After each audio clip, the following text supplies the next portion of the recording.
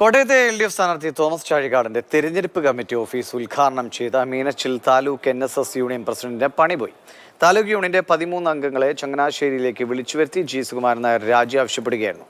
Shinoj S T വിവരങ്ങളുമായിട്ട്. ഷിനോജ്, പ്രത്യക്ഷമായ ഒരു രാഷ്ട്രീയ ചായ്വ് പ്രകടിപ്പിച്ചതിന്റെ അടിസ്ഥാനത്തിലാകും അല്ലേ?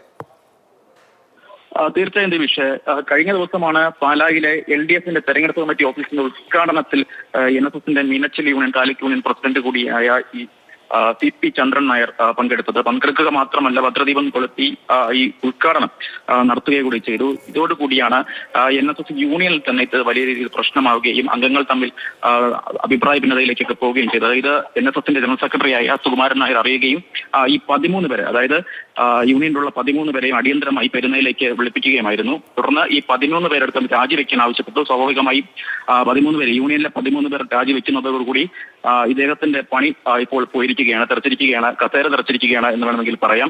എന്തായാലും നേരത്തെയും ഇത്തരത്തിൽ CP ചന്ദ്രൻ നായർക്കെതിരെ വലിയ രീതിയിലുള്ള ആരോപണങ്ങളും ആക്ഷേപങ്ങളും ഒക്കെ ഉണ്ടായിരുന്നു. പ്രത്യേകിച്ച് NSS പല തെരഞ്ഞെടുപ്പുകളിലും ഒരു സമദൂര നിലപാട് തുടർന്നു വരുന്ന സാഹചര്യത്തിൽ ഒരു പ്രത്യേക പക്ഷത്തോടൊപ്പം ചേർന്ന് നിന്നുകൊണ്ട് രാഷ്ട്രീയ ചായ്വ് കാണിക്കുന്നതായി പല LDF സ്ഥാനാർത്ഥിയുടെ പരിപാടിയിൽ പങ്കെടുത്തതിനാണ് ഇപ്പോൾ NSS അച്ചടക്ക നടപടി സ്വീകരിച്ചിരിക്കുന്നത്.